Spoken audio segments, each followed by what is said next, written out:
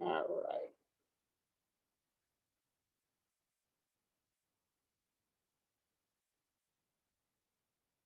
There we go. Let's head up to our notes here.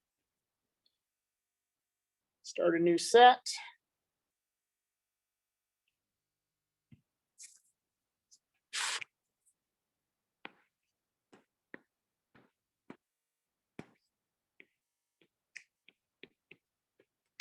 Today's 24th, right? Yeah. Okay, good. See, I need somebody to check in on me. I never know what I'm doing half the time. Comes with getting old, I'm afraid. All right, so guys, any comments or questions first of all? I thought lab went well yesterday. We got right to where we needed to get, and we had a couple challenges along the way that were actually kind of fun for me, believe it or not. And I think everybody's pretty much where they need to be. So I think we're in good shape. And that's actually one of the longer lab days that we have to do. I'm not saying that there will be times we're not going to be in there the full 3 hours, but more likely than not, that was sort of on the long end of things. So if you could weather last night, you'll be good for pretty much everything the semester throws at us. All right, so far so good, guys. All right, so what I want to do today is I want to really focus more on this whole business of gravimetric analysis and really focus in on the actual experiment that we are doing right now, okay? So I'll just put gravimetric analysis here, so in your notes, you'll know what we're focusing on.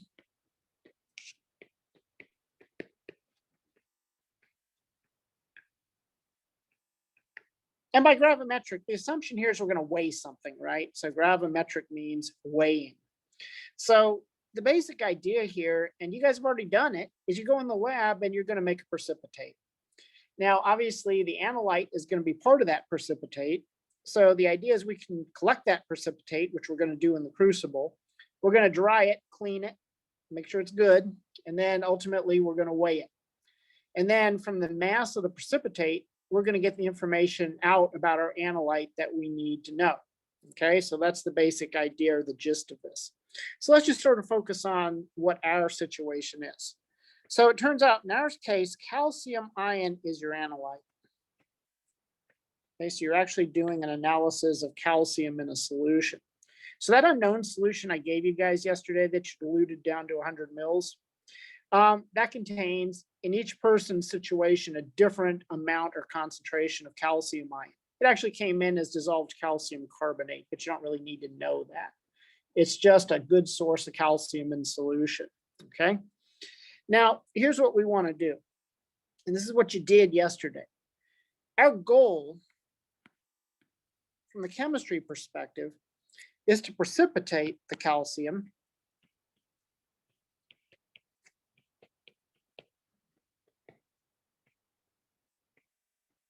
as a salt, an insoluble salt. In our case, that's going to be calcium oxalate, CaC2O4. And there is, I think I mentioned to you guys last time, a water of hydration attached to that we don't drive off. So when we do our stoichiometry at the end, we have to remember that water of hydration is actually there as part of your precipitate. It's not just plain old calcium oxalate. It's actually calcium oxalate monohydrate. Okay, so that's going to be a solid. That's what we're going to collect in the crucible, clean, dry, and ultimately weigh. All right, so now we have to go back and think about some of the stuff that we talked about here prior in lecture, about how to sort of send this precipitation reaction in the right direction. Because remember, the idea is that we got calcium ion in solution, and I want to be able to collect as much of it as possible in that precipitate. Okay, in other words, any calcium ion that I leave behind has to be an unweighable amount.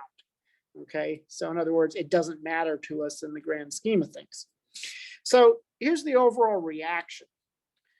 So here's your calcium ion, and we'll put AQ after this just to show this is all an aqueous solution. We're going to add our precipitating agent, which is going to be the oxalate ion, and I'm giving this to you as just a net ionic equation here. I think in the end, we used what, ammonium oxalate? That was our precipitating agent. So it came in as an ammonium salt. Good. Thanks for reminding me of that. Okay. And then what we're going to make, and we'll use our double arrow here because we know now everything's in equilibrium, right? So I'm going to make CaC2O4 with my monohydrate. That's my precipitate. So I'm going to put an S there for solid. Now, thinking back to our bonding, and we asked this question before, who needs to be our limiting reactant here if we're focused on trying to collect the calcium? Do we want the limiting reactant to be the calcium ion or the oxalate ion? Oxalate. Okay, so if I want my limiting reactant to be oxalate, the suggestion there is that when I run out of oxalate, I'm going to be leaving some calcium ion in solution, right? So do you want to change your answer on that? Yeah, never mind. It's I calcium. figured. Yeah, definitely.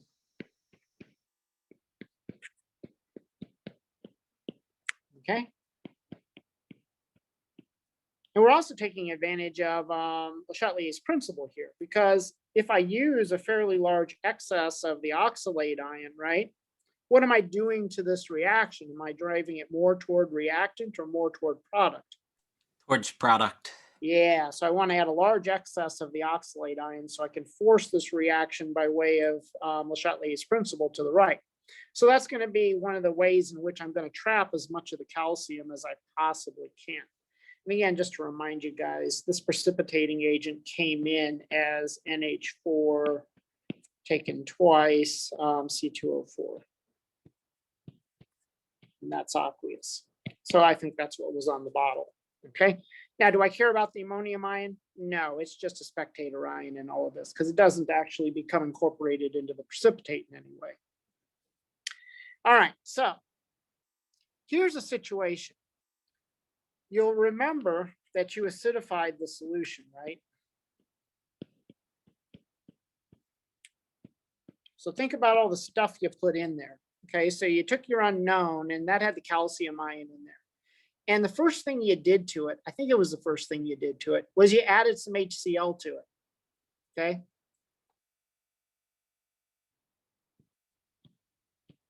So you made an HCl solution and you took some volume of it and you stuck it in there. Okay. Now, here's the situation.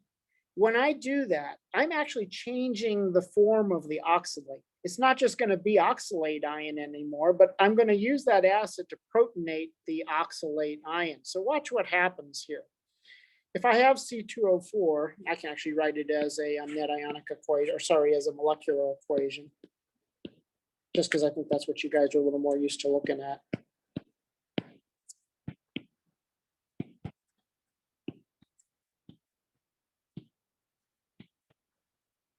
Right, it's a double displacement reaction, right?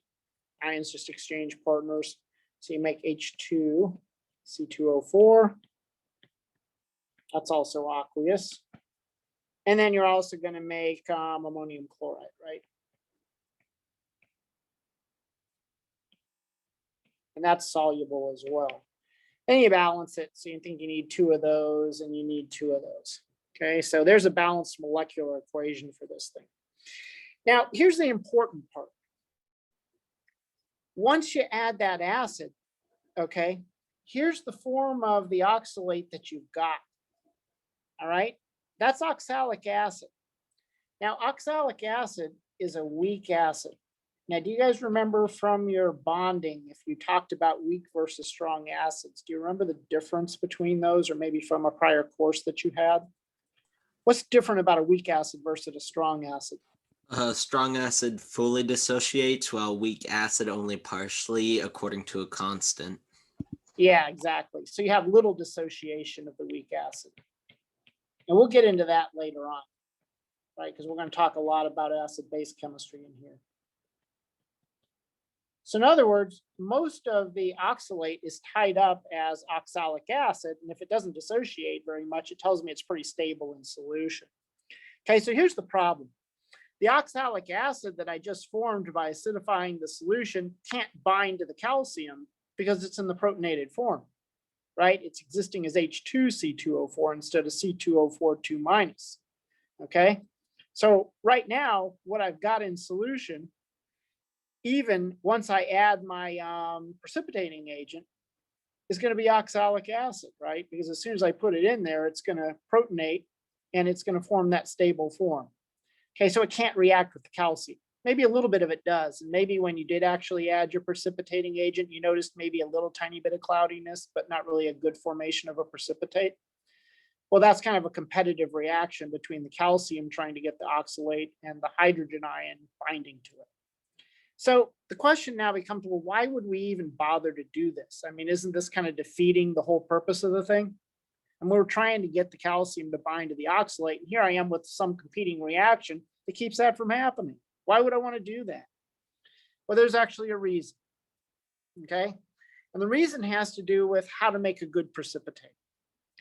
Now, if I just took oxalate ion and I added calcium to it or vice versa, the precipitate would form out really, really, really fast. Okay. And if you have a really fast forming precipitate, it's a dirty precipitate. And we'll talk about that later. So you don't make a really nice, good solid that's A, clean, or B, that you can easily filter. Okay. So you end up making a lot of really tiny particles that are dirty. So here's the deal. If I can tie up most of the oxalate as oxalic acid, and then maybe go through a very slow pH change where I can slowly make the reaction more basic, I can deprotonate that oxalate or that oxalic acid and form the oxalate slowly back again. As I slowly form the oxalate back again, then it can find the calcium and then slowly form a precipitate. So in other words, I want the precipitate to happen over a long period of time as opposed to all at once. Okay, so this is why we do this. So the next thing we do, of course, is we add the precipitating agent. Okay, so that's going to be the ammonium oxalate. So that's when you end up getting the oxalic acid.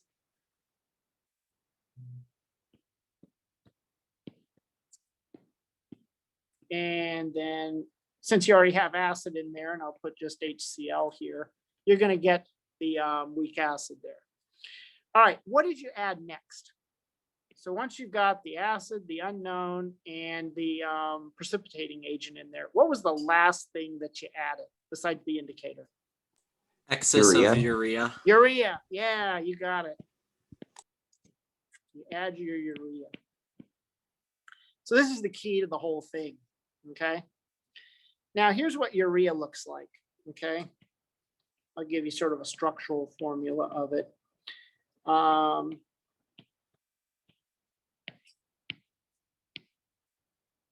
That's what it looks like. Okay. Now here's what it does. If you put urea into water, I'll go ahead and write it back out as this again.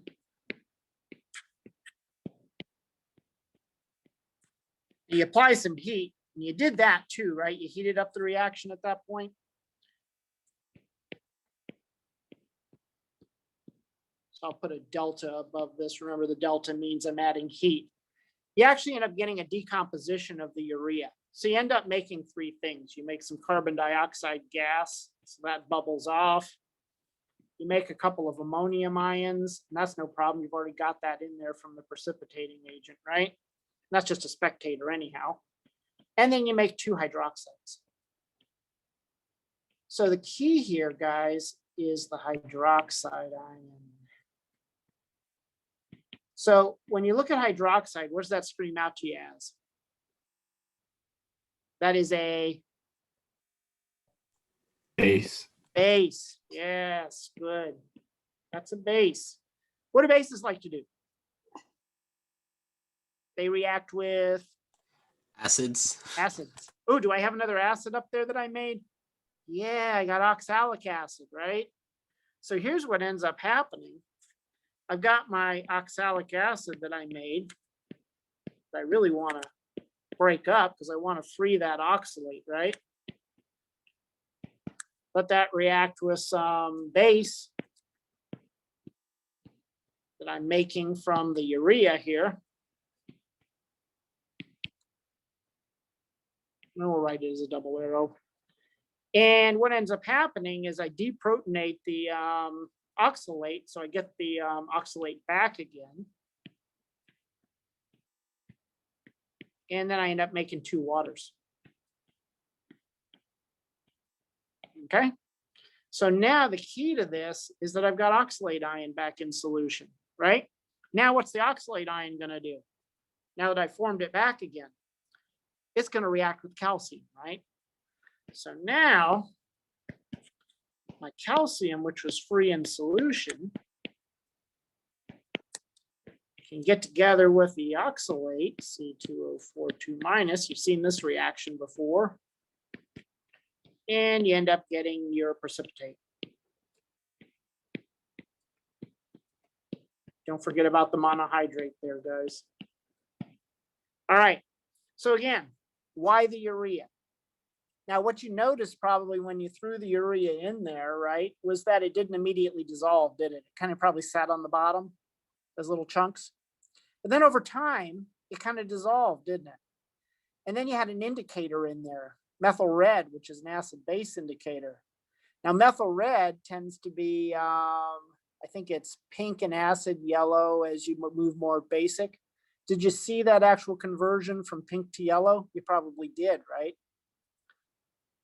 And what that conversion is telling me from pink to yellow is that the solution is becoming gradually more basic, but it doesn't happen all at once. It takes time for that to happen.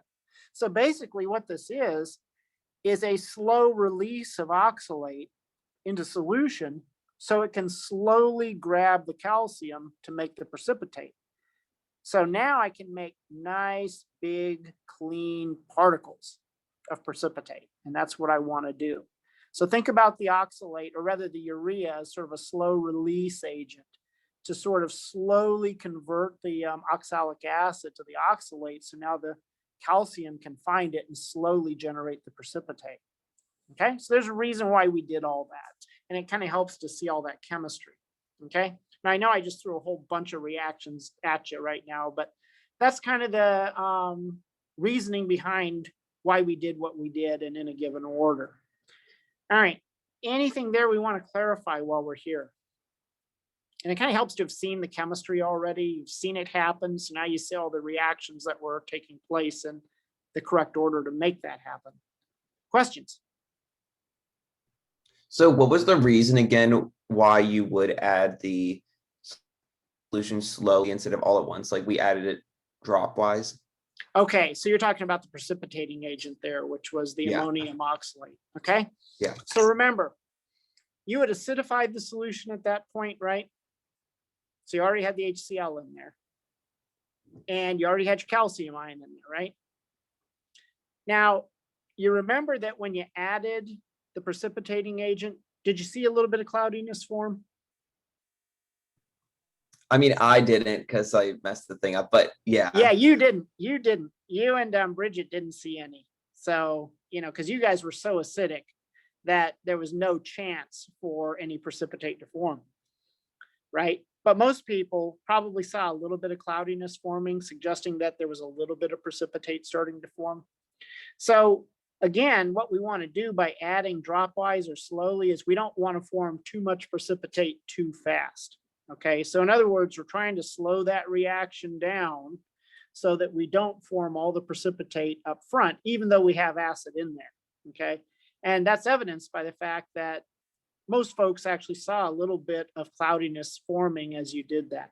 So you can imagine if you dumped everything in there all at once, then the precipitate would have formed and you wouldn't have been able to then form good crystals by doing that time release thing with the urea. Okay, and we'll come back to that, but that's why. You want to slow down that reaction so you don't make too much precipitate too fast. Make sense? Yeah, that does. Okay, good. And that was kind of cool. The experience that you had was interesting because you had so much acid in there, you never saw precipitate form. Okay, and that shows you that, you were kind of beyond that tipping point where there was really no competitive equilibrium going on in there. You were so acidic that all of your oxalate was tied up as oxalic acid. That's Le Chatelier's principle for you, right? And the only way to bring that reaction back was to dump so much urea in there to bring it back basic enough to actually generate some free oxalate. But you had to add a lot more urea than everybody else because you were a lot more acidic. Okay, so that was actually kind of a cool little aside there that you got to see. All right, any other questions about that, guys? Everybody good? That's the background chemistry, okay? So now we kind of get back to the nuts and bolts stuff that we like to talk about in quant, all right? which is okay. Once we actually have this, how do we actually do a calculation, right? Because you can imagine here that I might want to know what the concentration or mass of the calcium in the original sample was, right? But what if I actually am I weighing? I'm weighing the precipitate. I'm weighing the precipitate. So the question is, how do I get from the precipitate back to the calcium? Because that's what I really care about. So how would I do that, guys? If I asked you, for example, how many, let's say, milligrams of calcium were in your 100 milliliter sample that you diluted, how would you determine that from the mass of the precipitate? Mass of precipitate to just mass of calcium using just using mass and then converting it and then to the amount you dispensed, and that will get you back. Right. You can use a mole bridge, right? So just look at the formula there. Let's say that I have 1 mole of calcium oxalate monohydrate. How many moles of calcium do I have in there?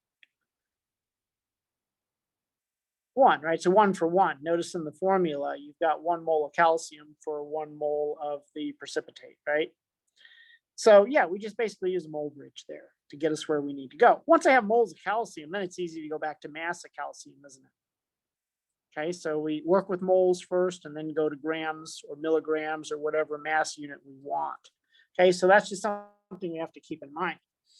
So yeah, we're going to weigh the precipitate, but that's not the mass of the calcium. That's the mass of the precipitate. Then what we have to do is get that in terms of a mass of calcium. We do it through the mole bridge.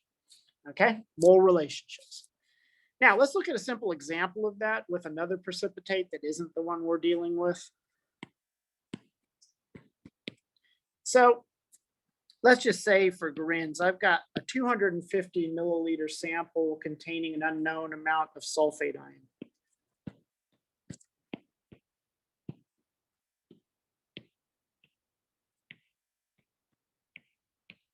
All right, and let's say the sulfate ion here is going to be the analyte. That's what I want to find out about. So this would be the equivalent of like the calcium in our situation. So one way I could deal with this is I could maybe make a precipitate with sulfate. Oh yeah, and we already had examples where we did that. We know that, for example, if I add barium ion, so I can do Ba2 plus aqueous, add that to my sulfate. You guys know what we're going to make. We're going to make barium sulfate.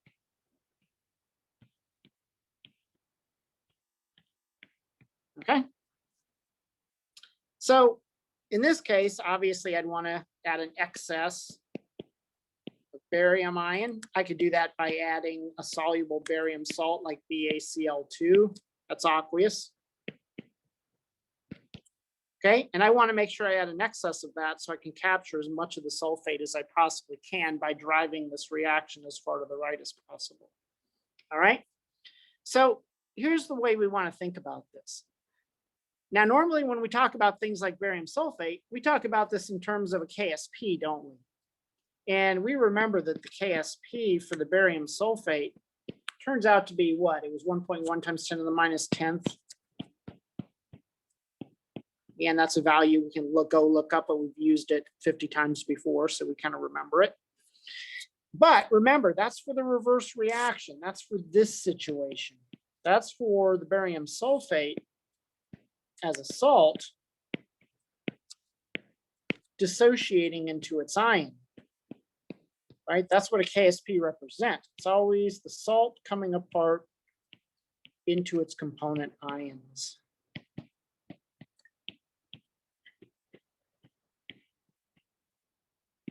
Okay.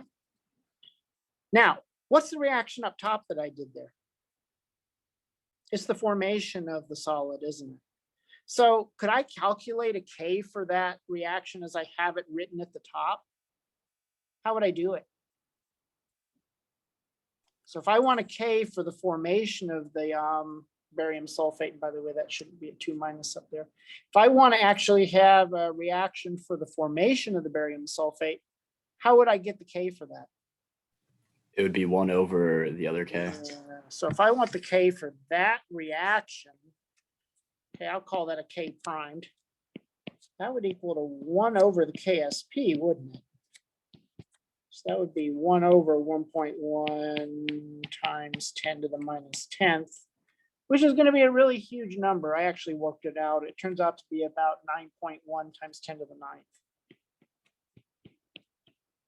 Okay, that's a really huge number. So what does that tell me about the position of that equilibrium, the reaction up top there? Who's it favoring, the product or the reactant? Product. Product, yeah, hugely the product. When I see an equilibrium constant that big, okay, what's the assumption I could really make about this reaction when it comes down to nuts and bolts? There's no ions left in the solution. Yeah, I mean, you might have some excess of whatever you might have some ions that are in excess, right? Whatever the excess reactant, which was barium in this case. But are you going to have any appreciable amount of sulfate left in there as the limiting reactant? Nope. No, you won't. Okay, you won't. So what that means is that now this becomes a bonding problem. So now I can write the reaction like this. Excuse me for leaving the aqueous out, but notice I'm just going to use a single arrow again.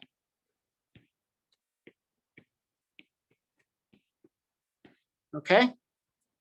So this would be my excess. So I'll probably still have some of that in there, but will I have any sulfate? No, I'm not going to have any measurable amount of sulfate in there. In other words, everything I've got sulfate-wise is tied up as barium sulfate as far as what I can physically measure. And that's because that K value for that reaction is so freaking huge. That reaction, for all intents and purposes, goes 100% to the right. So now we're back around to a bonding limiting reactant problem, aren't we?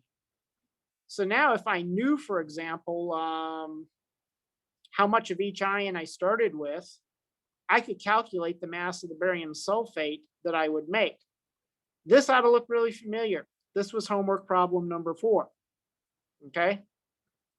This was homework problem number 4. This is exactly what you had to do there, or the assumptions you had to make. So basically, you had to flip the KSP reaction and recognize you had a really, really, really huge K. And essentially what you had was a limiting reactant problem. Okay. And then once you drove the reaction all the way to the right, if you really wanted to find out how much sulfate you had in there, you could just use equilibrium to just flip the reaction again and bring it back just a tad. Okay. But it really becomes a limiting reactant problem. And that's nice for us from the perspective of doing quantitative analysis, because now we can kind of ignore equilibrium, can't we?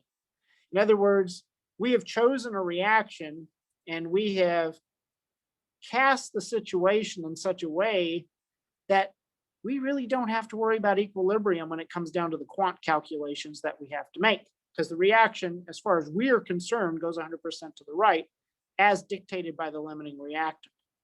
Does that make sense? Okay, so again, that's kind of laying the groundwork. Let's go back and remind ourselves of what we had in the example.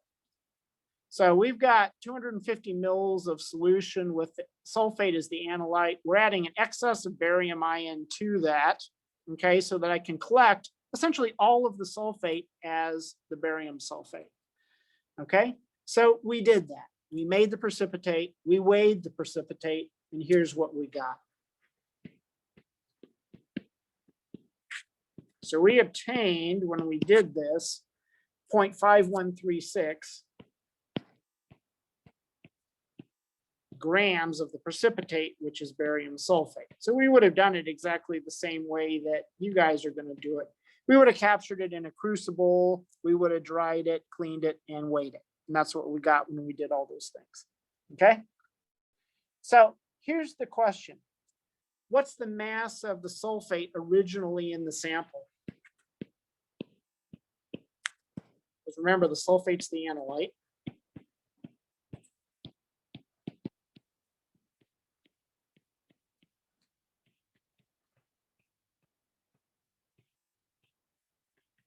All right. So obviously, I'm going to start from the perspective of the precipitate I weighed. So I'm going to have 0.5136 grams of BaSO4. And now I want to get that in terms of barium, don't I? So I need to do a grams to moles conversion first, because again, the mole is our central unit. Since I'm talking about this in terms of barium sulfate, we'll go ahead and get it in terms of moles of barium sulfate, and then we can work from there. So I know from the periodic table, calculating a formula weight, 1 mole of barium sulfate has a mass of 233.4. That just comes from the periodic table, right? Grams of the ASO4. That's just a molar mass conversion. And now I can kind of relate my mole bridge in here, right? So for every 1 mole of the salt, how many moles of sulfate do I have? 1. 1, very good. Now, once I got moles of sulfate, can I take that to grams of sulfate? Sure. That, I know from the periodic table what the mass of 1 mole of sulfate is. It turns out to be like 96 and change. Yeah, it's 96.06. You use that one enough, you kind of remember it.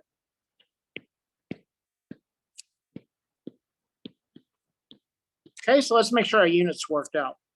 Okay, so my grams of barium sulfate cancel with my grams of barium sulfate, moles of it cancel with moles of it, moles of sulfate with moles of sulfate. And I'm left with grams of the sulfate ion. And to my 4 sig figs, I get 0.2114 grams.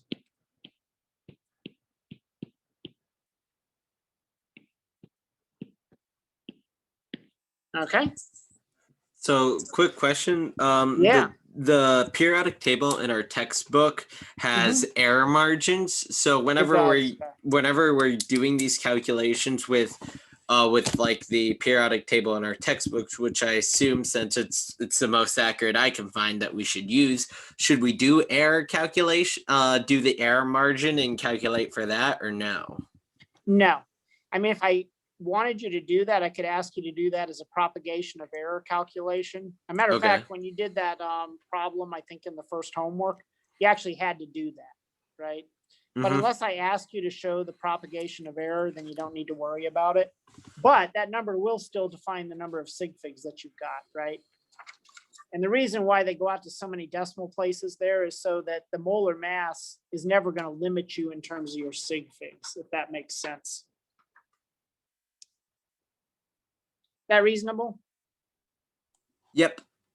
All right, perfect. That's a good question, actually. But yeah, if I were to ask you about doing a calculation like this, and you actually had to calculate molar masses, yeah, you would get propagation of error, for example, in this very calculation, because you're using experimental values in the molar masses. Correct. All right.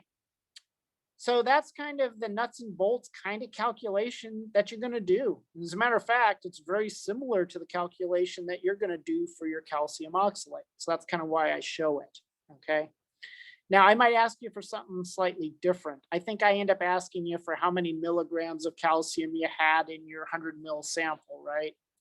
So, you know, you have to kind of figure out that you're really kind of doing this in terms of sort of a concentration. But I could ask it in any number of ways. I could do parts per million calcium, whatever.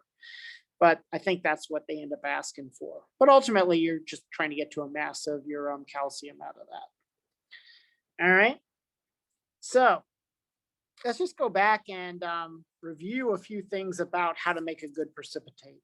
And your book actually goes into great detail with this. There's a really nice section, I think some of you guys have read it, where they talk about the whole process of precipitation, how to make a good precipitate, sort of the experimental concerns and conditions that you have to take into account, which we do, and also ultimately how we clean a precipitate, okay? So what I like to do is sort of summarize it into just a few simple rules here, okay? I'm going to write those down for you, and we're going to sort of look at where the rules fell in terms of what we did in the experiment, thinking back. So we're just going to call this tips for making good precipitate. And this is far less detailed than the book goes into.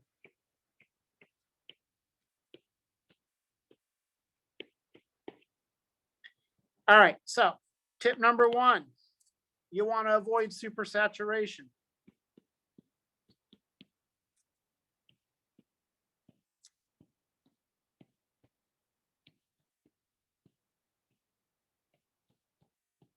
Everybody know what I mean when I say supersaturation?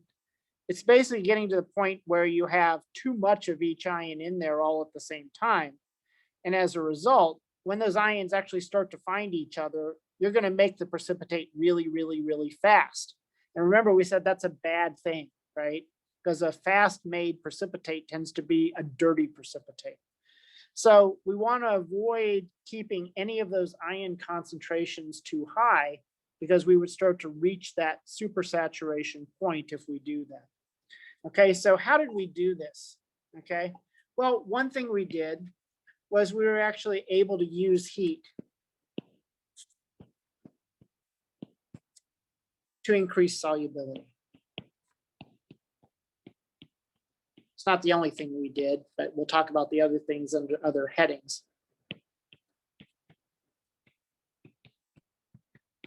Right? Generally for salts, it's not always true, but generally for salts, a salt is going to be more soluble in a hot environment than it will be in a cooler environment, right? And you guys know that, like if you ever made, say, sweet tea, and you want to make it real sweet, like they drink it down south, like where I come from, what you do is you actually add the sugar when the tea is still hot, and then it goes in a whole lot better. And then what often happens is then if you take the tea and put it in the fridge, the sugar kind of precipitates out and it sits on the bottom. You guys ever notice that?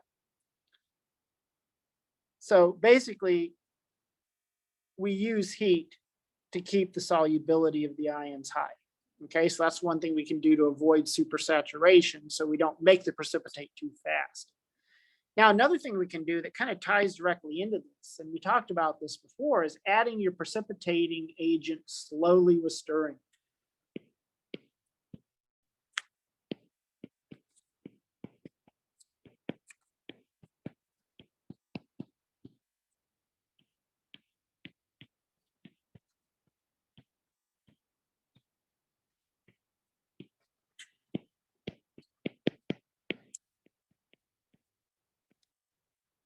Now, why do we do that? Well, it kind of ties into this whole business of supersaturation, right? We don't want high concentrations of ions meeting other high concentrations of ions to make the precipitate too quickly. So by adding the precipitating agent slowly and stirring while you do it, you're avoiding regions of high ion concentration, so the ions really can't find each other that readily and make the precipitate too quickly, okay?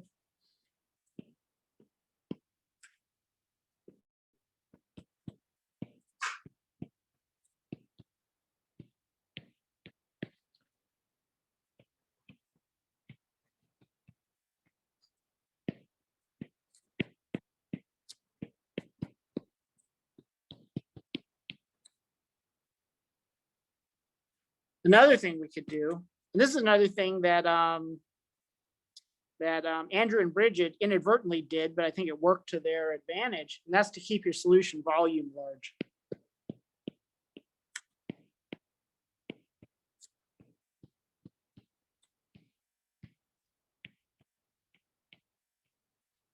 All right, and the reason for this is exactly as above.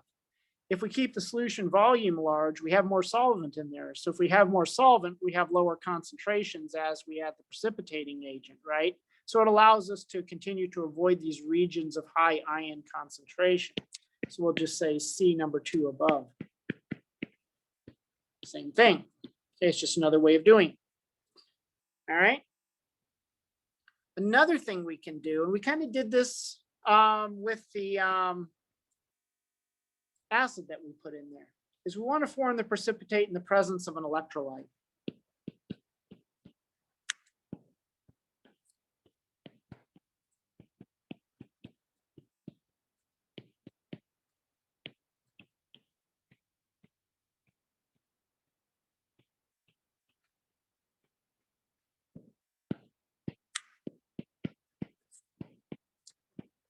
So in our case, an electrolyte is anything that dissociates, right? Or that's going to act kind of like a spectator ion.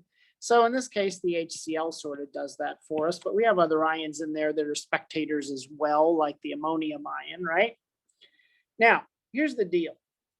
This encourages particle coalescence by minimizing repulsions between particles.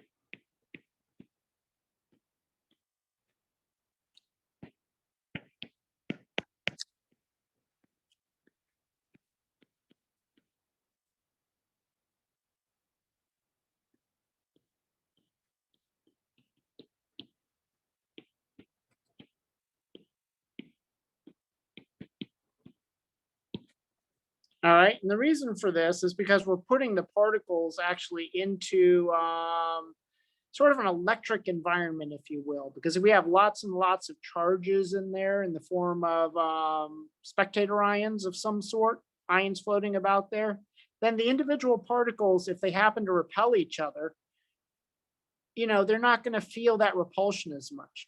Now, when you think about this, you might say, well, but wait a minute, why do I have to worry about particle repulsion in the first place, right?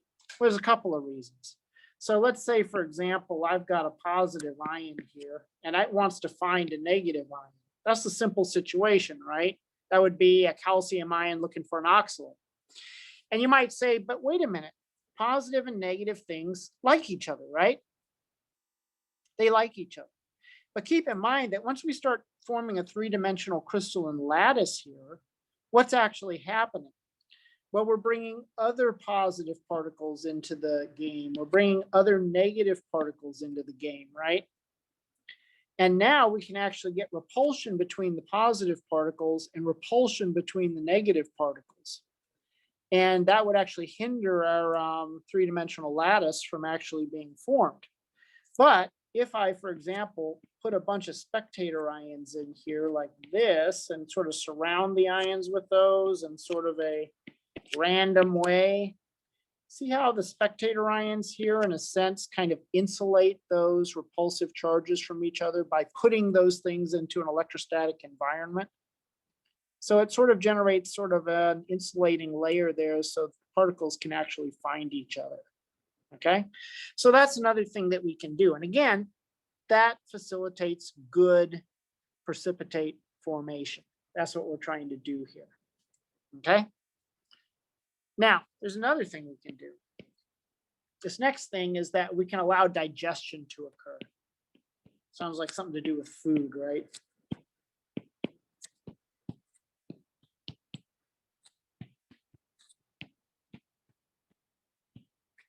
Now, what was the digestion that we're talking about here? Does anybody remember from the procedure where it says allow the precipitate to digest? So there's really two forms of digestion here. We can digest over heat or we can digest at room temperature. But basically the idea is that once you form the precipitate, we're letting it sit with the supernatant or the mother liquor above it. Okay, in other words, the solution from which the precipitate was formed is still above the precipitate. Okay, now that's what digestion is. It's allowing the precipitate to be in equilibrium with that original solution from which it was formed. That's what digestion is. Okay, now why do we do that? Now the reason why we do that is because when you make the original precipitate, what's going to happen is the ions are going to find each other, regardless of how carefully we try to do this. Some of the ions are going to find each other quickly. And as a result, they're going to trap impurities inside of the crystal. Okay. John, we were talking about that last night, right? Yeah. So we were talking about how if a crystal gets formed too quickly, you can trap impurities inside of it. Now, if you got a bunch of impurities inside of a crystal, that's going to ultimately lead to a weighing error, isn't it? Because you don't have a nice clean crystal with a nice clean crystalline lattice. You've got an impure product, basically. So if we allow digestion to occur, and you did it over heat for a while, but you're also going to do it at room temperature for a whole week, right? So you've got your precipitate with the solution sitting over it, sitting in your drawers right now. And it's going to sit there for a whole week before we do anything with it. So digestion is happening as we speak. So what's actually end up happening here during digestion here is that the particles actually break down and recrystallize and break down and recrystallize. And when that happens, two good things happen.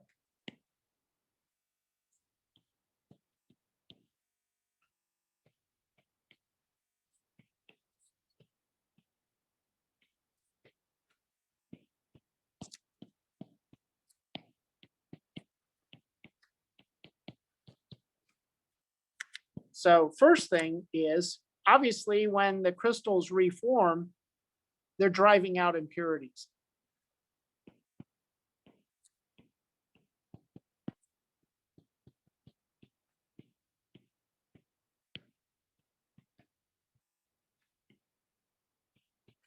And then the second thing that's kind of a good thing is that you actually get coalescence of crystals, which forms larger crystals.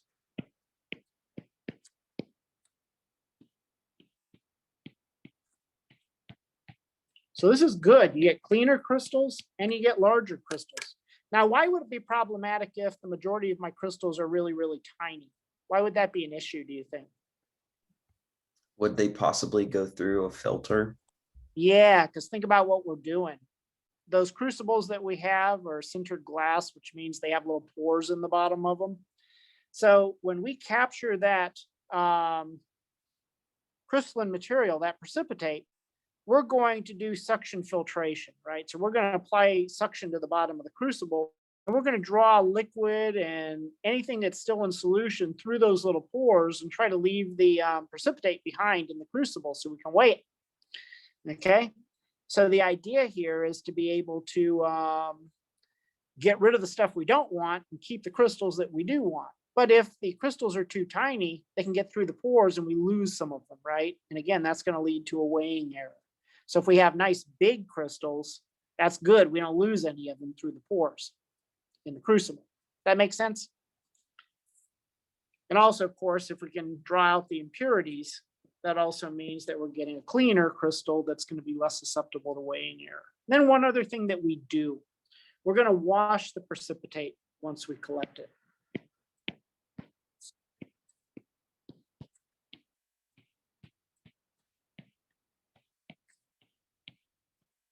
Okay, so now at this point, we've done the vacuum filtration. We've got precipitate sitting in the bottom of the crucible, right?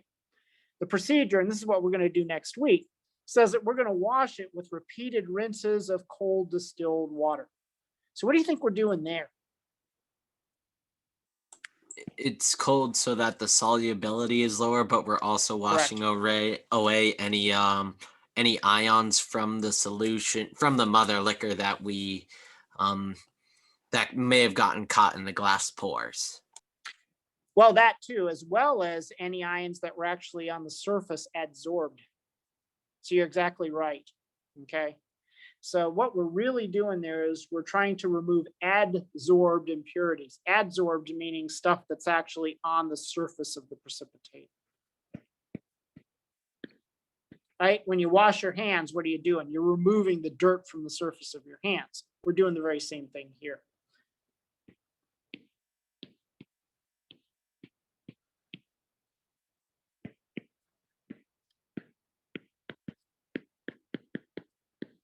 Okay, so that's the idea. We're removing anything that's sort of stuck on the surface of the crystals. And again, if we had stuff stuck on the surface, that's going to lead to weighing error, isn't it?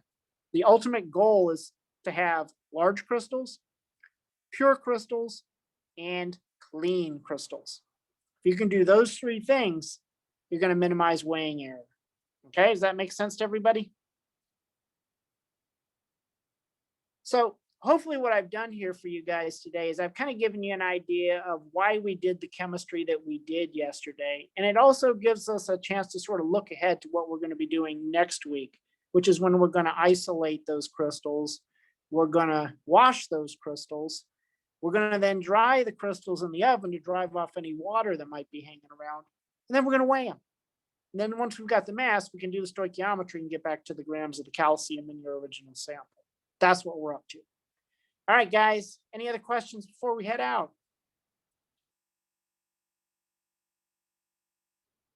All right, being none, I will see you guys on Monday then. And Have we'll a be good ready one. to continue all this on Tuesday. All right, guys, have a good one. And I will see you soon.